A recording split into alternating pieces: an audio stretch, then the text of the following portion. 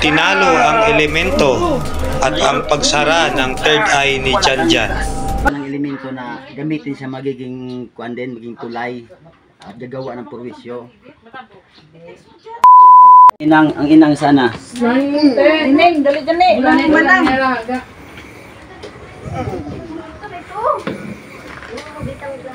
Diyan lang, ang lakas ng ano mo. Nawa, problema ron na. Tayo nato ng elemento. Nanay, dito ka nanay. Dito ang nanay ng pasyente natin. Ang iyong anak, magbilang ka ng 10 araw at ang iyong anak ay babalik sa dati niyang katawan at babalik ang dati niyang nakaraan. Magbilang ka mula ngayon hanggang mag-10 araw ay siya ay babalik sa dati niyang nakaraan. Sinasabi niya kaibigan, maraming daw salamat sa iyo kaibigan at natutukan na rin yung problema ng kanyang anak. Sa iyo kaibigan, yung sa pito ng kaibigan, kasama na ba yung itim na diwinti na kaibigan? Sa kabila?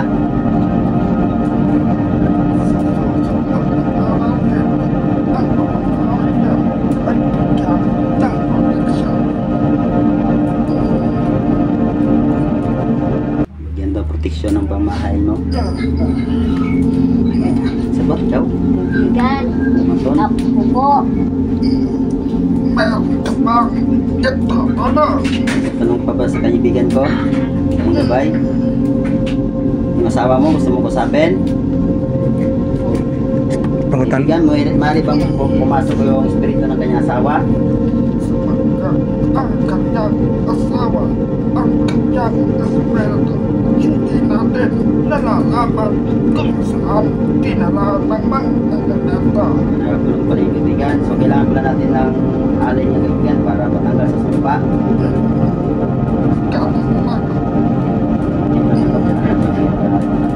Kasi yung espiritu natin, hindi tayo sinasabi nila daw na pag namatay ang isang tao, pupunta yan sa langit. Hindi yan. Kung gawa ng elemento yan, ang espiritu niya, kukunin ng elemento yan, kukulong. Umpisa sa pagkamatay na ay hirap, pagod, uhaw, gutom sa maranasan niya kasi nga pinaparusahan niya doon sa lugar kung saan yung mga elemento na yon.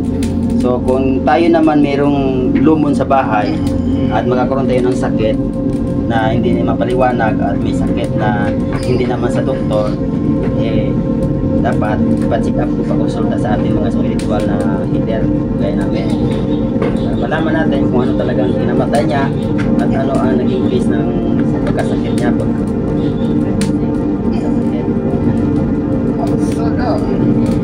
Wala na kayo, itatanong. Wala kayong tatanong? Kayo, sige na, wala kayong tatanong?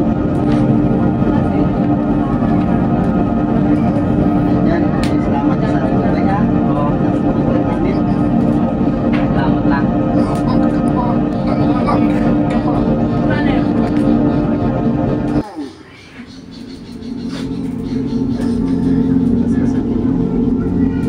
Ang third eye niya kaibigan. Gan.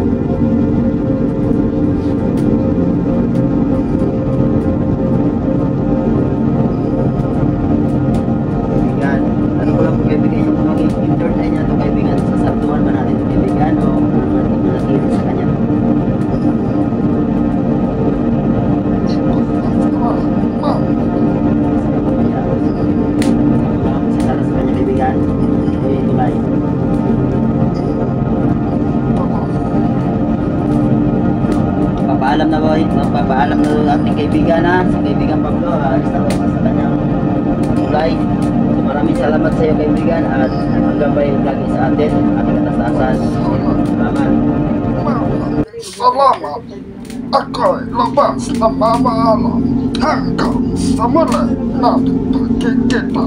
Bigyan ko sa something. Labas ka bila.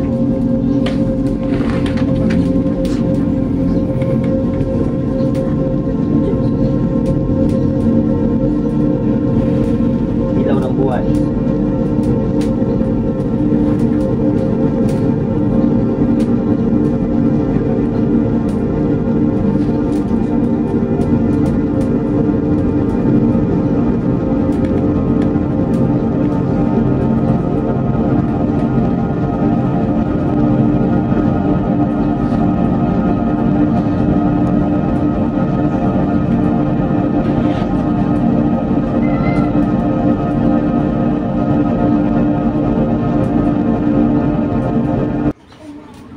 Gising, Je. Gising. Gising. Yan ko pa, Je, pre, ah. Pamunas na, Ma. Itong tulay natin, siya yung siya yung ginagamit yung tulay upang mag-asap natin ang mga elemento. Kasi nga, ito ay isang mahirap na trabaho niya. Hindi kaya ng mga tao may sakit na sa kanila ipapasok yung ganitong sitwasyon. Kaya hanap ako at hirap ng kamay ko na kung sino ang ipakasama sa aking misyon. So, hindi kasi madali para sa kanya kasi nawawalan siya ng espiritu at malaking kawalan ito sa akin kung siya ay makuha ng ibang espiritu. Kaya sa gabay ko, salamat din ako sa kanya at malakas yung binigay sa akin na gabay.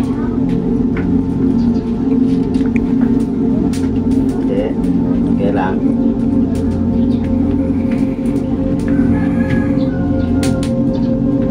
Yo, hugasan to.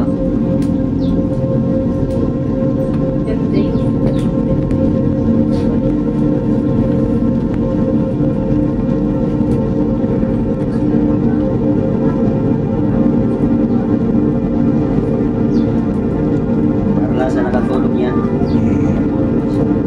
Espiritu niya nakalabas sa kanyang katawan at dyan niya sa gilid niya at mapasok sa kanyang katawan. Ginagamit natin sa napasok sa katawan niya.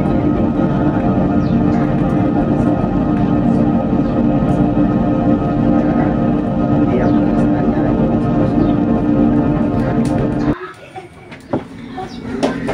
Antay lang tayo ng 10 araw na makibalik yung siglaan ni Danjan.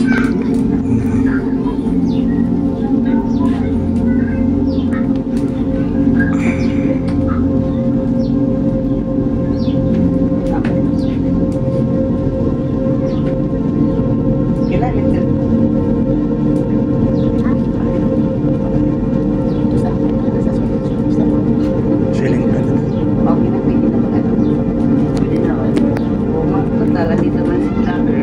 na.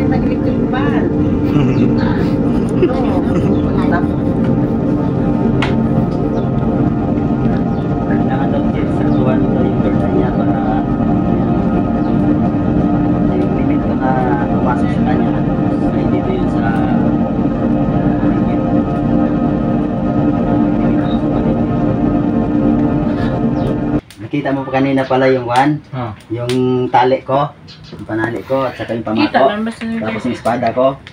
Nakita mo yung pumuputok. Nakita mo rin pumuputok.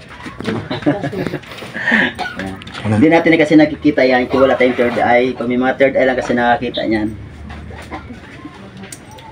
Yan. At saka nga pala, shoutout niya pala sa ating vlogger na ito at saka siyang tumulong upang mapunta natin yung lugar na ito. Yan. Kung meron man kayong i-share sa pamilyang ito, pwede naman kayo mag-share, ha? Hindi dali sa kanya, hindi natin natulungan to. Saka malaking tulong talaga yung mga vlogger na nagbibigay ng mga mensahe sa mga taong gustong bigay ng tulong at di rin alam ng mga pamilya. So may nalalaman na rin. Muwi mismo dito yung pamilya nito sa Manila pa, kung hindi sa vlog niya, hindi nalaman. Hindi, Yan. dumating na ako nung Monday. Ito is mag-ante. Dumating na po ako nung Monday. Gani ako Maynila. Dala ko talaga yung, actually, yung punta ko rito biglaan lang. Dahil yung pamangkin namin na galing sa Siman, bumaba. Kasi usapan talaga namin, dali namin yung abo ng nanay namin para doon libing siya. So, nalaman ko na lang, Monday kami dumating, Tuesday, kailan nga ding kailan na lang, Merkulis, Wednesday na namin nalaman na, yung pala, yung iyong vlog, 3 days na. So, nakita ng pinsan ko sa ibang bansa, na yun, pinost. Ngayon, may nag-post din na pinuntahan ako sa bahay sa Nagustan na, saan si Juliet? Sabi ko, tinawag ako, nung kasi ako nagstay sa bahay ng kuya ko. Bakit? Halika dito, sabi, may kita, di ba, tingnan mo to, di ba, nga ni Nining Marjeline niya? Ako patingin nga, sabi ko, oo, si Jan. Nakita ko in-interview mo, si Nining. So, syempre, sabi ko, ang tagal ko na, ilang araw na ako dito, buti na lang may nag-post na vlog, ayun, hanggang sana na comment, kaya, kung ano man ang sinabi ng kapatid ko sa'yo, pasensya ka na, pero walang kamag-anak, walang pamilya na naggalit sa'yo. Pasalamat pa nga kami na nakita namin eh. Kaya thank you so much talaga. Kaya sorry. Hindi nga lang, ibig ka dyan lang ano to. Kung sino man yung magsabi na yun na kami pamilya nagagalit, hindi. Yan mga idol, klaro. Talaga na dahil sa iyo ang laki ng utang na loob namin na mga pamilya namin na laman namin, kundi dahil sa vlog mo, wala ko alam. Babalik na pala ako ng Maynila, wala ko alam. Buhay yun, aray mo, ginaabot-abot. Ito pa, pinapagalitan ko pa itong mga pamangkin ko, humihingi, text ka lang ng text, load. Tapos yung kapatid Yung guys, pala, ganyan. sa sinasaraduhan na yung third eye ng ating pasyente kasi ika nga, pagbukas ng isang third eye mo, pag hindi mo na-control yan, lahat ng mga elemento na nakikita mo, pag tinitigan mo yan sila, lalo sila yung absorb ng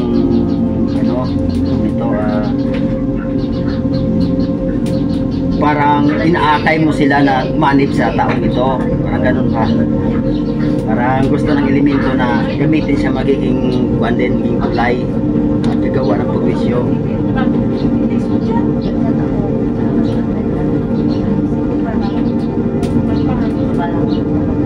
Si Jan hindi nakapag-aaral kasi ikasasabit niya daw na physical. Pero hindi yan sa physical. Sa physical na kan nakikita natin, pero hindi yan yung gawa sa mga tao.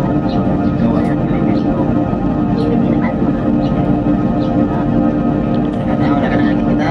Ang ating Wednesday, espada. Ayos. Nakikita mo yung espada ko? Ito yun. Wala saan nakikita yung espada. So, yun guys, nawala na yung third eye niya.